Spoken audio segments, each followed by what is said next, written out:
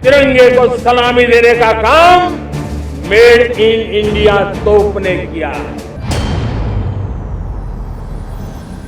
15 अगस्त के दिन लाल किले की प्राचीर से प्रधानमंत्री का बोला हुआ हर शब्द मायने रखता है। स्वतंत्रता दिवस के भाषण में कही गई हर बात का एक खास मकसद होता है। कई बार संदेश सीधे बोलकर दिया जाता है और कई बार इशारों में बड़ी बात कह दी जाती है। प्रधानमंत्री नरेंद्र मोदी ने इस बार इशारों में ऐसी बातें कही जो चीन को चैन से जीने नहीं देंगी। इस बार स्वतंत्रता दिवस पर कुछ ऐसी घटनाएं हुई जिनके निशाने पर चीन था। मी-17 हेलीकॉप्टर से फूल बरसाना हो या फिर चीनी सीमा पर जवानों का तिरंगा फहराना, स्वतंत्रता दिवस के भाषण में ब्रह्मोस मिसाइल का जिक्र हो या फिर लाल किले पर स्वदेशी होइट्जर गन से 21 तोपों की सलामी, ये सब कुछ चीन को परेशान कर रहा है। 75 साल के बाद लाल किले पर से तिरंगे को सलामी देने का काम पहली बार मेड इन इंडिया तोप ने किया है। जब हमारा ब्रह्मोस दुनिया में जाता है, कौन हिंदुस्तानी होगा जिसका मन आसमान को न छूता होगा। तो पीएम मोदी ने इशारों ही इशारों में चीन को भारत की सैन्य ताकत दिखाई, लेकिन एक घटना और हुई। ये 5वीं बिजली थी जो चीन पर गिरी। पीएम मोदी ने आर्थिक मोर्चे पर भी चीन को घेरा। पीएम मोदी ने अपने संबोधन में छोटे बच्चों को सैल्यूट किया। पीएम मोदी ने कहा कि आज 5 साल का बच्चा जब ये कहता है कि वो विदेशी खिलौनों से नहीं खेलेगा तो आत्मनिर्भर भारत उसकी रगों में दौड़ता है। लेकिन आज स्वदेशी खिलौनों की बात करके प्रधानमंत्री नरेंद्र मोदी ने चीन को एक बड़ा झटका दिया है।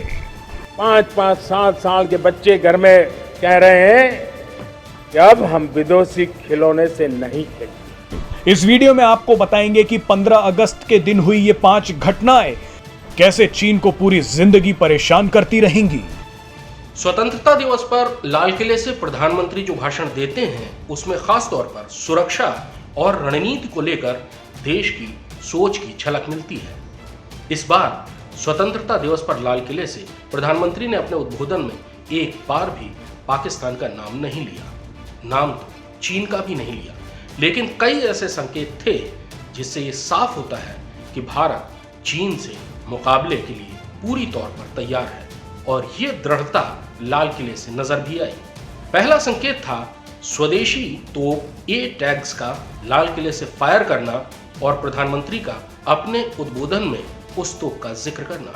A-टैग्स यानी advance toad artillery gun system स्वदेशी है, दुनिया की सबसे लंबी दूरी तक मार करने वाली तोप है और इसका परीक्षण सिक्किम के ऊंचे पहाड़ों पर किया जा चुका है। पहाड़ों पर लड़ाई के लिए आर्टिलरी सबसे कारगर होती है और अगर वो A-टैग्स जैसी 48 किलोमीटर तक मार करने वाली भारी तोप हो तो उसका जवाब दुश्मनों के पास नहीं होता। LAC पर A-टैग्स की तैनाती भारत के उत्तरी मोर्चे की सुरक्षा के लिए बहुत बड़ा कदम होगा।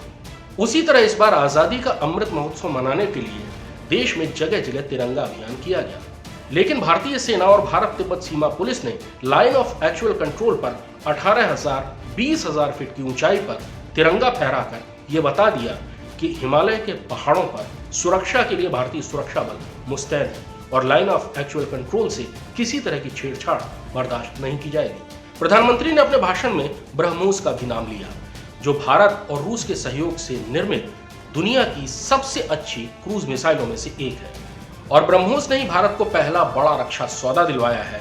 फिलीपींस ने भारत से ब्रह्मोस खरीदी है, वो फिलीपींस जिसकी चीन से शत्रुता है और उसको चीन से हमेशा खतरा बना रहता है।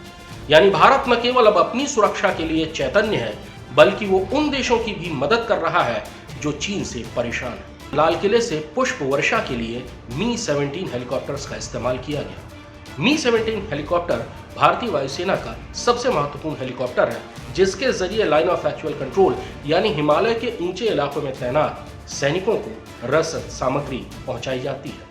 मी-17 को महत्व देना यह बताता है कि लाइन ऑफ एक्चुअल कंट्रोल पर लगातार सुरक्षा, चौकसी और सप्लाई के लिए भारतीय वायुसेना हर समय तैयार है। प्रधानमंत्री ने आज अपने भाषण में विदेशी खिलौनों का भी जिक्र किया और कहा कि उन्हें खुशी है कि भारतीय बच्चे अब देशी खिलौनों से खेल रहे हैं। आपको पता है कि भारत में सबसे बड़ा खिलौना बाजार चीन का है और चीन से निर्मित खिलौने भारत में बड़े पैमाने पर लोकप्रिय थे। लेकिन अब भारतीय बच्चे भी ये बात जानते हैं कि चीन का सामान खरीदना चीन को मजबूत करना है, उस चीन को मजबूत करना जिसकी नजरें हर वक्त भारत के इलाकों पर टिकी हुई है और जिन पर वो कब्जा करना चाहता है।